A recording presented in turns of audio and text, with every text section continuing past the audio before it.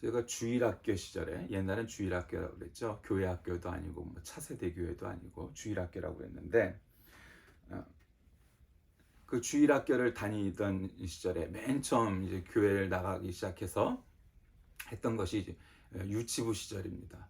뭐 이렇게 성경 얘기 듣잖아요. 뭐 모세가 이랬고 다윗이 이랬고 뭐 요셉이 이랬고. 그런데 의문이 생긴 게 아니고 대단하다 생각했던 게 있었습니다. 그건 뭐냐면 어, 이삭의 아들 요셉과 예수님의 아버지 요셉이 한 사람인 듯 싶었습니다. 그래서 요즘 유행하는 드라마에 나오는 것처럼 그렇게 다시 태어나서 막 그랬나? 같은 요셉이니까 뭐 성경에 나온 얘기니까 그러려니 이렇게 생각을 한 적이 있었습니다. 그러니까 구약의 요셉과 신약의 요셉이 같은 사람이라고 착각을 했던 적이 있었습니다. 그래서 어쨌든 요셉이라는 이름은 참 남달리 다가왔습니다. 성경에 보면 이렇게 조상들의 이야기 혹은 조상들의 이름들이 아주 가감 없이 나와 있습니다. 그러니까 뭐 어떤 과학자들은 일부지만 야, 구약에 이렇게 나와 있는 혹은 신약에 나와 있는 조상들의 이름을 이렇게 보니 신약은 뭐 당연히 예수님부터 지금까지 2000년이고 구약의 역사는 4000년이다. 그러면 지구의 역사가 6000년이야. 물론 기독교 안에도 축자연감설, 그러니까 글자 그대로 성경을 믿는 사람들의 그 입장에서는 지구의 역사가 인류의 역사가 6000년이라고 우기고 오해하는 사람들이 있습니다. 그렇지 않습니다. 어, 그러니까 아담으로부터 예수님까지가 4000년이니까 그 역사가 저기다. 그렇게 이해하면 안 됩니다. 구약에 나와 있는 이야기들은 그러니까 비과학적이라는 말이 아니고 초과학적이란 말인데 어쨌든 전혀 다릅니다.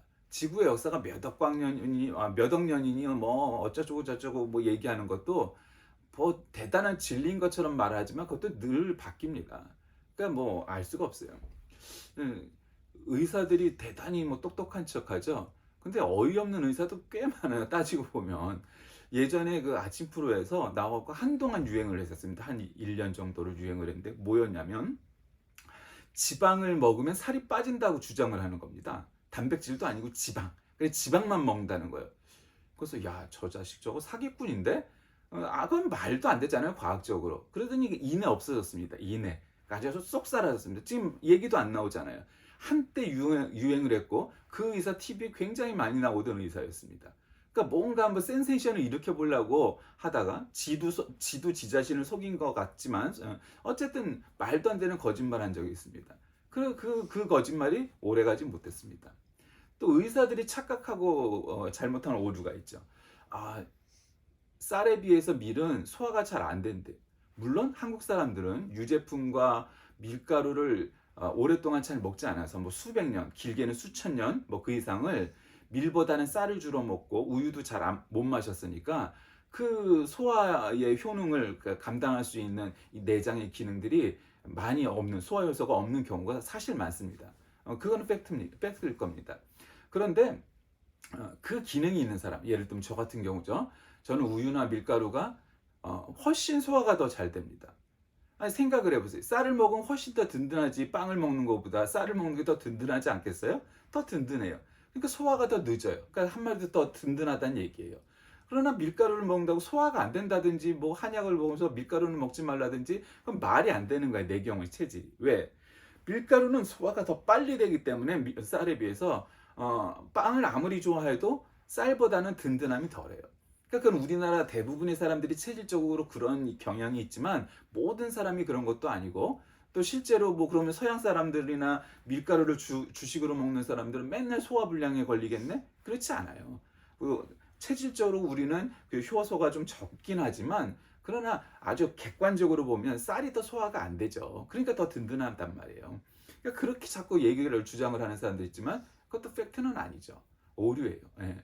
그리고 뭐 당연히 돌팔이들은 말할 것도 없죠. 뭐 암 환자 놓고 암인 줄 모르고 죽을 병 걸리는데 죽을 병 모르고 그런 거야 뭐 노상 있는 일이니까 한 번도 의사면허 반납되는 일 본 적이 없어요.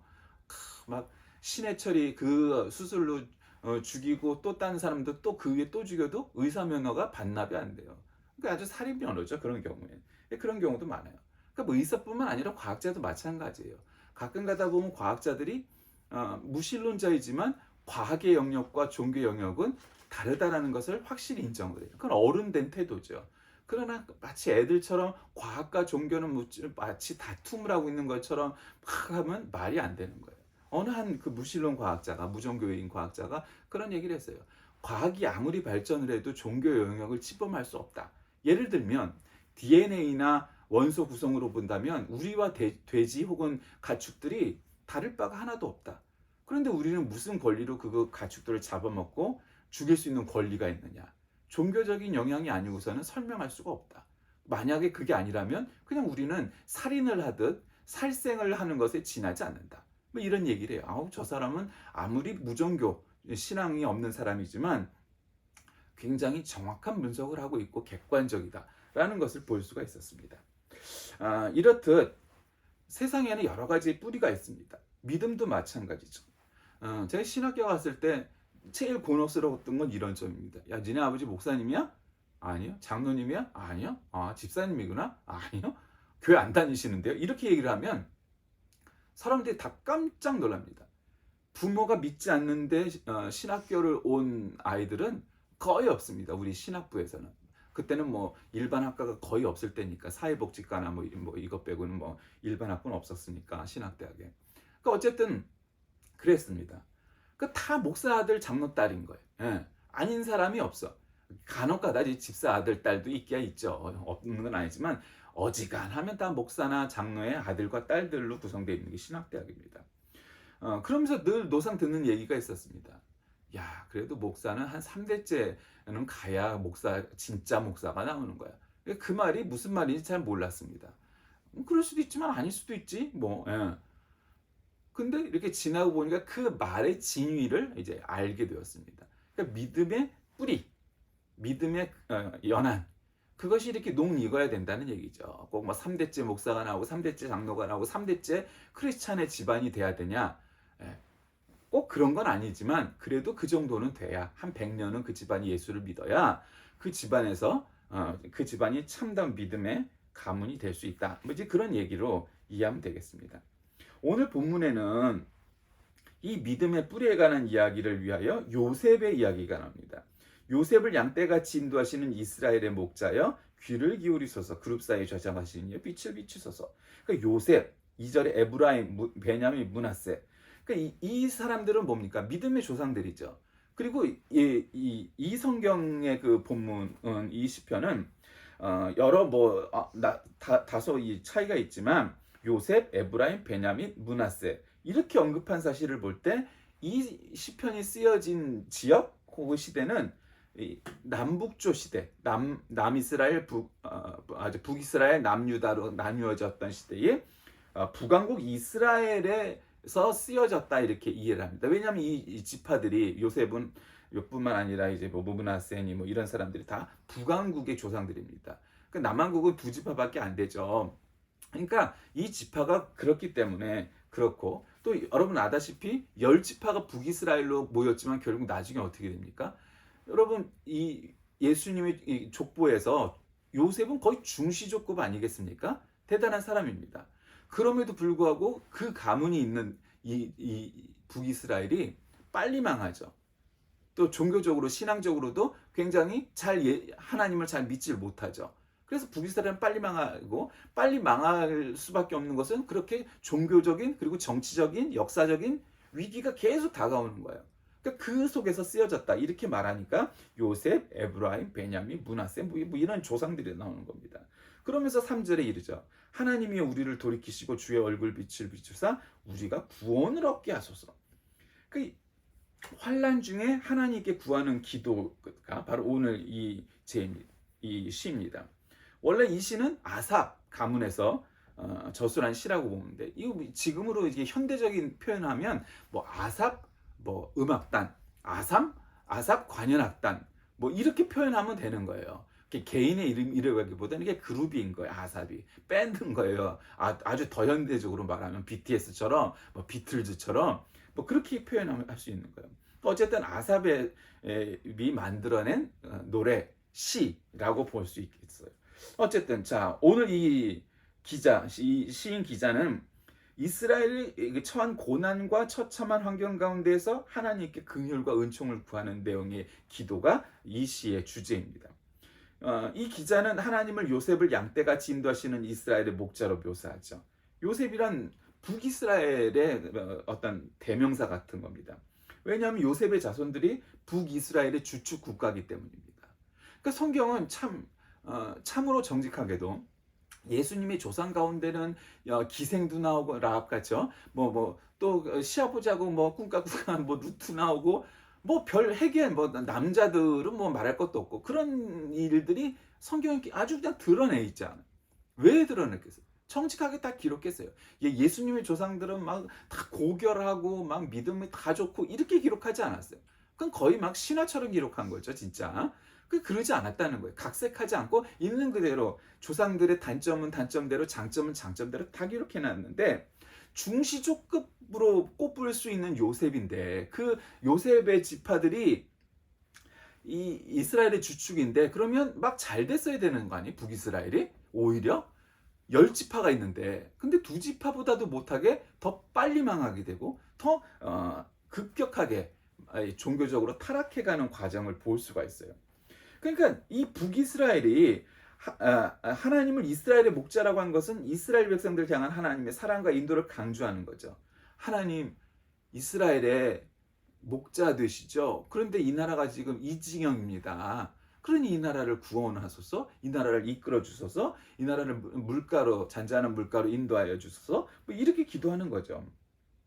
에브라임과 베냐민과 므낫세, 에브라임과 므낫세 여기는 다 이 반지파들이니까 요셉 안에 있는 지파들이잖아요. 그 반지파가 합해서 요셉. 그러니까 한마디로 얘기하면 12지파지만 반지파가 있으니까 그것까지 반지파까지 하면 13지파가 되는데 어쨌든 그 앞에서 용력을 내서 구원해달라 이렇게 하나님께 호소하죠. 그러니까 계속 이어지는 거예요. 요셉도 마찬가지고 에브라임과 베냐민과 므낫세도 마찬가지고 우리에게 하나님의 얼굴의 빛을 우리에게 비추어 주셔서 기도하는 겁니다. 왜냐하면 지금 이스라엘은 지금 언급할 필요도 없이 역사적으로 굉장히 고난을 많이 당하잖아요. 그 왜 그렇겠어요? 그 나라가 엉망이니까 그런 거예요. 예, 나라가 엉망이니까. 참 우리나라도 해방 이후에 하루도 조용할 날이 없었다고 해도 과언이 아니죠. 경제적으로는 참 끊임없이 잘 성장한 케이스이고 나름 그렇게 산업화와 민주화를 다 이룬 그런 공도 있지만 하루도 조용할 날이었고 2000년대 되면 잘 될 것 같지만 지금도 또 이런 대통령 나와갖고 한마디로 암왕, 어둠의 왕 이렇게 성경은 표현하는데 또 악왕이 등장함으로써 한마디로 우리나라도 이게 참 한치 앞을 알 수 없는 상황이 돼버렸어요. 어떤 나라가 될지 그런단 말이죠. 그러니까 역사는 잘 모르는 거예요. 지금 월드컵 이제 결승만 남았다고 하는데 2002년도에 우리나라가 4강을 하고 나서 와 정말 한국 축구 같지 않았고 한 번도 한국 축구에게 기대할 수 없었던 감히 기대할 수도 없었던 일을 이루었어요. 그리고 저는 어떻게 추측을 했냐면 그래도 축구가 그때나 지금이나 축구는 큰 인기가 없는 스포츠니까 또 이거를 반박을 하는 사람들이 가끔 있는데 그건 객관적으로 얘기해야 되는 겁니다. 야구는 13,000에서 15,000 지금 같은 시대도 올해 관람을 하지만 축구는 5,000명 이상이 되기가 쉽지 않아요. 그러니까 그거는 객관적으로 얘기죠. 훨씬 구장이 커도 그렇습니다. 경제 규모나 이런 걸 말하면 말할 것도 없고 이런 거예요. 간혹 이제 이런 걸 들을 때 객관적으로 이렇게 들이대죠. 세계에서 가장 영향력이 있는 축구 리그는 잉글리시 프리미어 리그 EPL이 연 75억 달러 규모라고 그래요. 그럼 미국에서 가장 인기 있는 미식축구 NFL은 얼마냐? 거기에 3배에서 4배 정도 규모가 돼요. AFC, NFC 합해갖고 NFL이 한 300만 달러 이상 되는 규모예요. 물론 미국과 영국이 객관적으로 다르니까 사이즈가. 아마 민주주의로 가장 좋아하는 스포츠라면 축구가 당연히 세계 넘버원이 될 거예요. 민주주의로 얘기하면. 그럼 말할 필요가 없어요. 그러나 그 스포츠 산업의 규모로 얘기하면 미식축구의 몇 분의 1도 안 되는 거예요. EPL이 3분의 1, 4분의 1 아주 심각하게 얘기하면 그렇게 얘기할 수 있는 거예요. 그 사람들은 어떻게 그럴 수가 어떻게 그런 게 아니고 그냥 객관적으로 그런 거예요. 경제 규모가 그래요. 그러니까 원래 어쨌든 미식축구도 60년대까지 야구에 밀려서 별 인기 없는 스포츠였어요. 근데 이제 60년대부터 칼라 TV가 등장하고 이 미디어하고 재벌들이 손을 잡고 아주 그냥 스포츠 팀을 굉장히 많이 늘리기 시작을 했어요. 지금 32개 팀이 됐죠. 그래갖고 경기 수도 몇 개 없어요. 16개인가? 뭐 원 시즌은? 그러면서 포스트 시즌을 가니까 전부 합해봐야 그냥 20경기 하기가 쉽지 않아요. 1년에 한 경기씩에 한 팀당. 그러니까 16팀이니까 15번을 할 거 아니에요? 거기서 포스트 시즌 해봐야 몇 경기 하겠어요? 그건 단판 승부예요. 무승부란 존재하지도 않고 다 단판 승부예요. 그러니까 뭐 한 20경기 뭐 남짓 이기면 뭐 당연히 그의 우승을 하는 거예요. 근데 경기 수도 얼마 안 돼. 그런데 야구하고도 비교할 수 없을 만큼 경제 규모가 크다. 그럼 왜 그렇겠어요? 그만큼 이제 미디어가 참여해갖고 한 거예요. 그러니까 굉장히 광고가 많이 들어간단 말이죠. 미식축구 한 번 할 때 적어도 18번에서 한 20번 가까이는 계속 선전이 들어가는 거예요. 그러니까 농구도 마찬가지고 뭐 야구도 뭐 말할 것도 없고 다 그렇게 중간 광고들이 들어가게 스포츠를 이렇게 편집을 해놓은 거예요. 근데 축구는 안 그렇잖아요. 축구는 이 광고가 들어갈 데가 없잖아요. 그러니까 뭐 어떤 축구 선수는 그렇게 얘기하죠. 이제 축구도 쿼터제로 가야 된다. 그리고 선수도 교체가 자유롭게 되고 농구처럼 그렇게 해야 이 축구가 더 발전한다. 뭐 그렇게 말을 하는데 축구는 그러기가 쉽지 않죠. 왜냐하면은 그런 자기들의 고집이 있기 때문에. 그래서 민주주의라면 축구가 넘버원이지만 경제 규모로 얘기하면 넘버원은 결코 아니다. 뭐 어쨌든 그 얘기가 왜 나왔나 모르겠지만 하나님께서 이스라엘 백성들이 당하는 고통 가운데 이 기도를 좀 받아달라. 이렇게 하는 겁니다. 그래서 뭐 이후에 나가면 이제 이후에 포도나무 비유를 하기도 하고 여러 가지 뭐 얘기가 합니다. 뭐 백향목도 나오기도 하고 그러면서 좀 보호해 주십시오. 뭐 이런 게 나오죠. 여러분 되풀이되는 말씀이지만 구약 성경에 예수님의 족보가 아브라함으로부터 시작해서 모세가 나오고 다윗이 나오고 뭐 요셉이 나오고 뭐 그냥 쭉쭉쭉 나오잖아요. 뭐 그 이후에는 이 예수님이 조상 가운데 큰 인물이 나오기보다는 주로 예언자들이 이 후대에는 역사서에 기록되어 있지만 예언서에 기록되어 있지만 어쨌든 예수님의 조상들이 막 아브라함이니 뭐 이런 사람들도 나오지만 다윗이니 이런 족보가 나오긴 하지만 그 이후에는 예수님의 족보에서 막 어마어마한 신앙의 위인 뭐 이런 사람보다는 그냥 평범한 그런 정도의 사람이 나오고 사실은 그리고 이 구약 시대 후반기 그러니까 바벨론 포로를 갔다 온 이후의 역사에서는 오히려 예언자들의 역사가 훨씬 많이 등장을 하죠. 그래서 오히려 하나님 앞에 예수님의 그 조상 가운데 그렇게 위대한 인물은 나오지 않아요. 오히려 그냥 평범하다 할 만한 사람들이 훨씬 더 많다고 해도 과언이 아니에요. 그러나 어쨌든 그렇게 이어져 내려오죠. 그리고 우리가 아다시피 북이스라엘이 먼저 망하고 남유다가 이제 나중에 바벨론에게 망하고 아시리아와 바벨론에게 북이스라엘은 아시리아에 남유다는 바벨론에 그렇게 멸망을 한 이후에 바벨론 포로를 갖다가 나중에 이스라엘 예루살렘으로 돌아와서 성벽을 재건하고 그다음에 성전을 재건을 하죠. 이게 에스라 느헤미야 시대. 그렇게 해서 다시 뭘 이 사람들이 생각하냐면 성경을 기록하기 시작을 해요. 그러니까 그 전에는 성경이 없었냐? 있었는데 그렇게 잘 기록을 하지 않았어요. 주로 이제 구전이죠. 구전으로 이렇게 얘기하는 거죠. 그럼 구전으로 듣고. 근데 이때부터 기록을 해요. 근데 왜 이런 일이 생기게 시작이 되었냐면 생각을 해보세요. 예루살렘에서 그러니까 이스라엘 중에서 제일 잘난 사람들만 모였다는 예루살렘 그 예루살렘의 주요 이 인물들을 바벨론은 다 데리고 갔어. 한마디로 그냥 농사나 짓거나 무슨 뭐 목축을 하거나 장사를 하거나 그런 사람들만 내버려 두고 한마디로 엘리트들은 다 데려가 버린 거야. 그러니까 이 엘리트들이 바벨론이라는 지금으로 말하면 미국과 같은 나라에 끌려가 갖고 가보니 이스라엘과는 비교할 수가 없는 이 나라거든. 세계 대제국이니까 바벨론이라는 게 그 당시에. 그러니까 뭐 배울 점도 많았는데 문제는 다니엘처럼 종교적인 탄압도 들어오는 겁니다. 바벨론이라는 나라가. 그러니까 자꾸 바알 신을 믿어라, 우리나라 신을 믿어라, 왜 니네 야훼 신을 믿느냐? 뭐 탄압을 들어온단 말이에요. 그러니까 이 사람들이 성경을 기록합니다.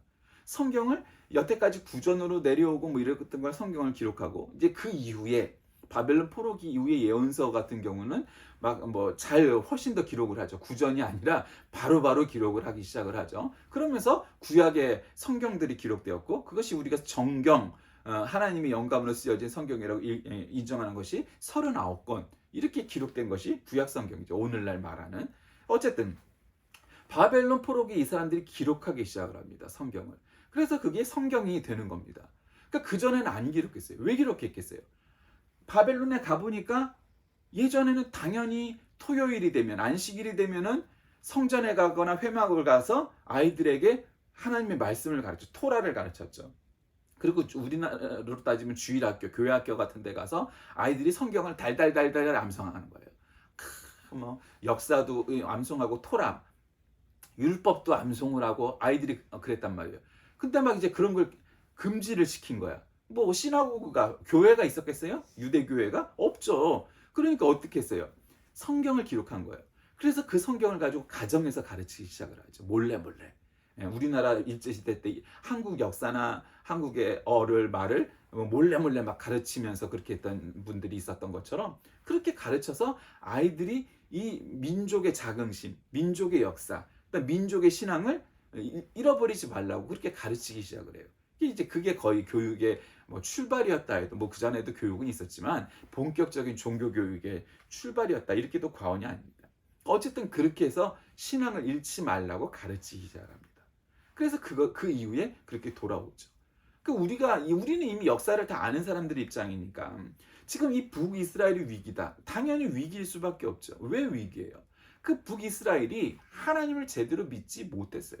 10지파가 있었으니까 더 힘이 강했음에도 불구하고 산술적으로만 봐도 남유다에 비해서 5배는 강해야 되는 거잖아요. 2지파 대 10지파니까.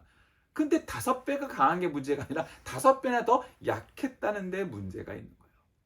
역사를 보면 당연히 무기나 군대의 그 숫자가 강한 나라들이 강하죠, 대부분은. 그런데 그 강한 나라들이 안 망했냐? 그렇지 않아요. 무기도 많고 군인도 많고 한 나라들이 세계를 휩쓴 건 당연한 팩트지만 그런 나라들이 또 역시 망해요.